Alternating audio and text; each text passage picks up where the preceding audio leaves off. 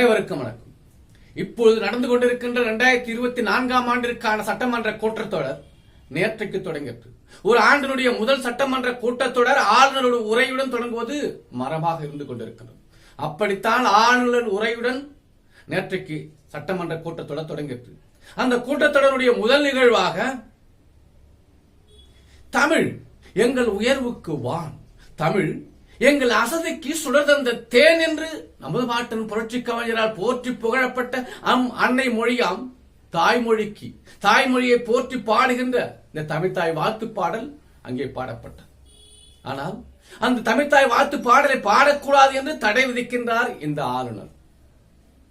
இந்தி மொழியை தன்னுடைய தாய்மொழியாக கொண்டவர், இந்த தேசத்தினுடைய தந்தையான காந்தியை சுட்டுக் கொன்ற RSS பயிற்சி பெற்றவர், தாகம் எடுக்கும் போதெல்லாம் மாட்டு மூச்சிற்கு குடித்து வளர்ந்தவர், மாட்டு சாணத்தை அல்வா கிண்டி அப்படியே வழித்து நக்கியவர்கள், அந்த கைபர் போலன் கணவாய் வழியாக வந்த அந்த கும்பலை சேர்ந்த இந்த ஆளுநர் தமிழுடைய வரிப்பணத்தில் தமிழுடைய உழைப்பில் உண்டு கொழுத்து வாழ்ந்து கொண்டிருக்கின்ற இந்த ஆளுநர் இவ்வளவுக்கும் தமிழ்நாட்டினுடைய ஒரு கூலியால், தமிழ்நாட்டினுடைய வேலைக்காரன், ஆனால் தமிழுடைய உழைப்பில் வாழ்ந்து கொண்டிருக்கின்ற இந்த ஆளுநர் தமிழுக்கும் தமிழருக்கும் தமிழ்நாட்டுக்கும் எப்போதுமே எதிரியாக செயல்பட்டுக் கொண்டிருக்கின்றார்.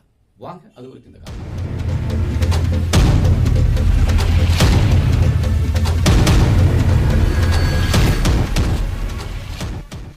பொதுவாக தமிழ்த்தாய் வாழ்த்து பாடல் என்பது அரசு நடத்துகின்ற பெரும்பாலும் அத்தனை நிகழ்வுகளுடைய தொடக்கமாக தமிழ்த்தாய் வாழ்த்து பாடுவது இயல்பாக இருக்கின்றது, நடைமுறையாகவும் பண்பாட்டு வழக்கமாகவும் இருக்கின்றது.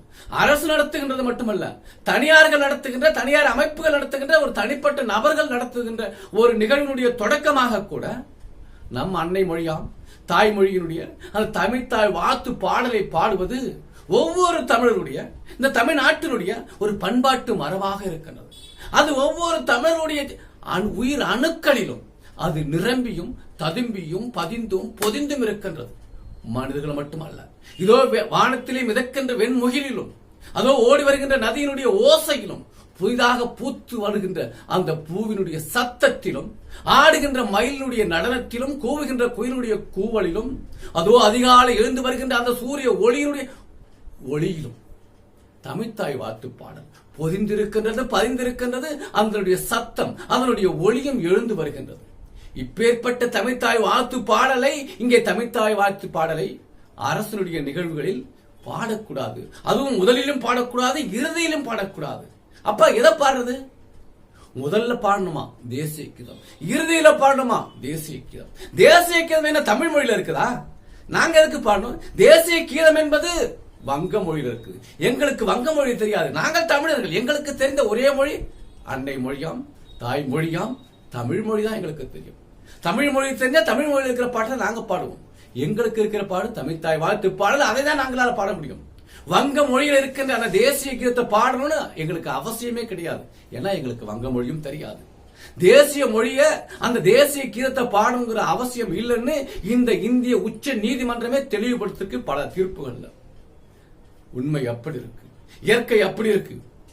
ஆனா தமிழ்த்தாய் வாழ்த்து பாடலுக்கு இந்த ஆரிய இந்துத்துவ சனாதன சங்கி பாடக்கூடாதுன்னு சொல்லி தடை விதிக்குது. ஏன்? தமிழர் நாட்டை, இந்த தமிழருடைய நிலத்தை தமிழர்களை அப்புறப்படுத்திவிட்டு, தாய்மொழியாம் தமிழ் மொழியை அப்புறப்படுத்திவிட்டு இங்க இந்திக்காரனை குவிக்கணும், இது இந்திக்காரனுடைய நாடாக தமிழ்நாட்டை மாற்றணும் அப்படிங்கிற அடிப்படை நோக்கத்தெல்லாம் பல ஆண்டுகளாக, பல நூற்றாண்டுகளாக, 2000 ஆண்டுகளாக இந்த ஆரிய இந்துத்துவ சனாதன சங்கிகள், இந்த மாட்டு மூத்திரம் குடிச்சு வளர்ந்தவனுங்க ரொம்ப நாளா கங்கணமா கட்டிக்கிட்டு இருக்கிறானுங்க. தமிழ்த்தாய் வாழ்த்து பாடலை மறைமுகமாக தடை செய்வதும், தமிழ்த்தாய் வாழ்த்து பாடலை அவமதிப்பதும் இதுதான் முதல் முறையா அப்படின்னா கிடையாது. இதுக்கு முன்னாடி நிறைய நடந்திருக்கு.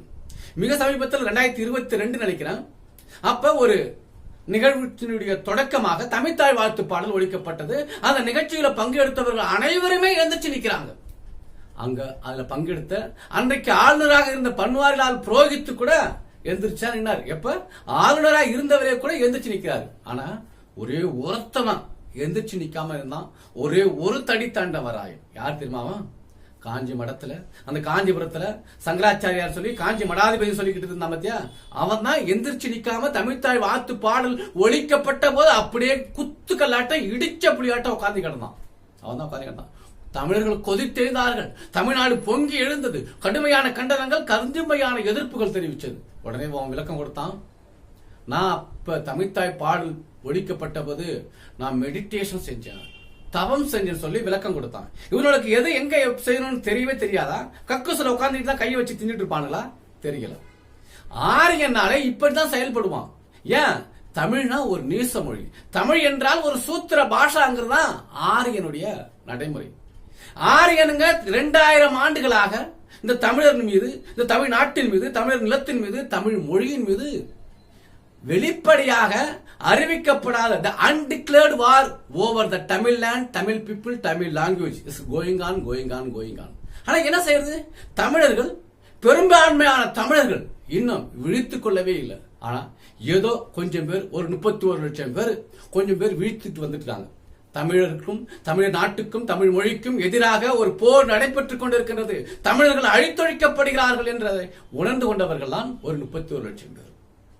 அவங்க தான் இன்னைக்கு தமிழ்நாட்டை பாதுகாக்கும் சொல்லி போராடிக்கிட்டு இருக்காங்க இந்த மாதிரியான சங்கிகளுக்கு எதிராக. இவ்வளவுக்கும் தமிழ்நாட்டில் தாய்மொழியான தமிழ் மொழிக்கு தமிழ்த்தாய் வாழ்த்து பாடல் இருக்கின்ற மாதிரி பக்கத்துல தெலுங்கு நாட்டுல தெலுங்கு மொழிக்கு தெலுங்கு தாய் வாழ்த்து பாட்டு இருக்கு. பக்கத்துல கன்னட நாட்டுல கன்னட தாய் மொழி வாழ்த்து பாடல் இருக்கு.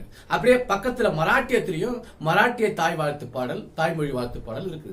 இப்படி இந்த இந்திய துணைக்கண்டத்துல இந்த பெரு நிலப்பரப்புல ஏறக்குறைய 12 மொழிவழி தேசிய இனங்களுக்கு, அந்த 12 மொழிவழி தேசிய நாடுகளில் தங்களுடைய மொழித்தாய் வாழ்த்து பாடல், தாய்மொழி வாழ்த்து பாடல் இருக்குது. அங்கெல்லாம் எந்த ஆளுநரும் மறைமுகமாக தடை விதிக்கல, பாடக்கூடாது, ஒழிக்க கூடாதுன்னு சொல்லி தடை விதிக்கல, உத்தரவு போடல, பரிந்துரை பண்ணல, அட்வைஸ் பண்ணல, ஆலோசனை சொல்லல, எதையுமே சொல்லல. ஆனா தமிழ்நாட்டில் வந்து உட்கார்ந்து இருக்கிற இந்த ஆளுநர் தமிழுடைய உழைப்பில், தமிழுடைய வழிப்பணத்தில் உண்டு கொழுத்து வாழ்ந்து கொண்டிருக்கின்ற இந்த கேடுகட்ட ஆரிய சங்கி தமிழ்த்தாய் வாழ்த்து பாடலுக்கு மறைமுகமாக உத்தரவு போடுது, இது ஒழிக்க கூடாது அப்படின்னு சொல்லி.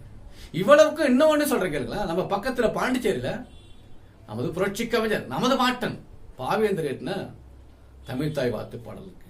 அங்கே வாழ்வினில் செம்மை செய்பவள் நீயே என்ற தமிழ்த்தாய் வாழ்த்து பாடல் அங்கே ஒழிக்கப்படுகின்றது. அங்க ஒரு சங்கி, அங்க ஒரு ஆளுநர், அதான் அம்மா தமிழிசை சவுந்தரராஜன் இருக்கிறாங்க.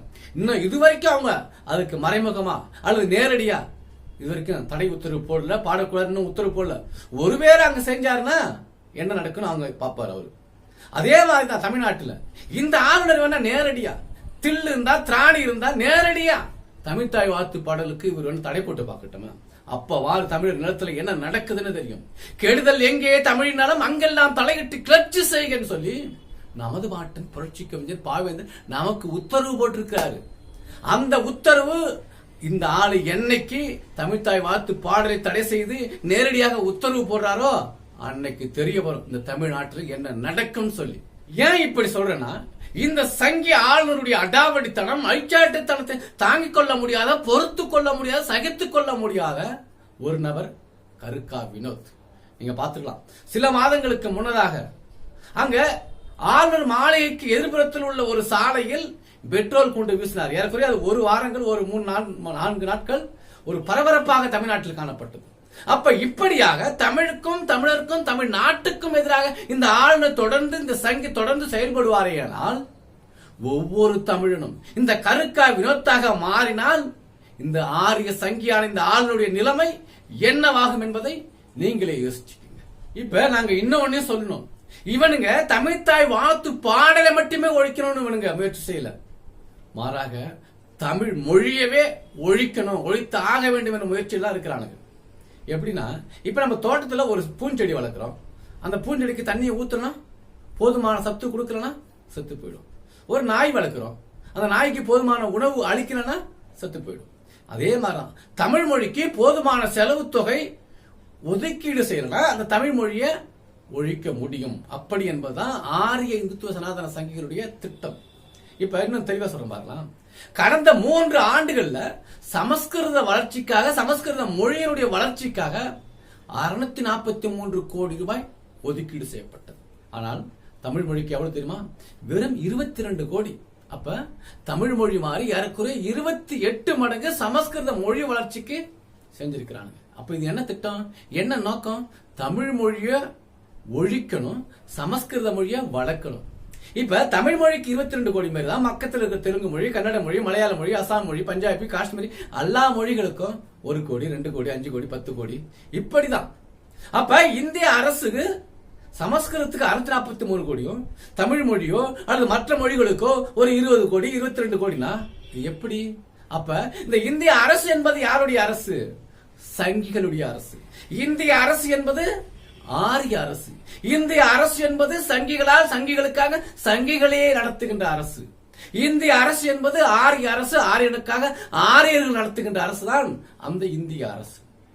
அத தமிழர்கள் மட்டும் தெளிவா புரிஞ்சுக்கிறது இல்ல, இந்த இந்திய துணைக்கண்டத்தில் இருக்கின்ற ஒவ்வொருவரும் புரிந்து கொள்ள வேண்டியது அவர்களுடைய அடிப்படையான கடமை, அடிப்படையான பொறுப்பு என்பதை ஒவ்வொருவரும் நாம் புரிந்து கொள்ள வேண்டும்.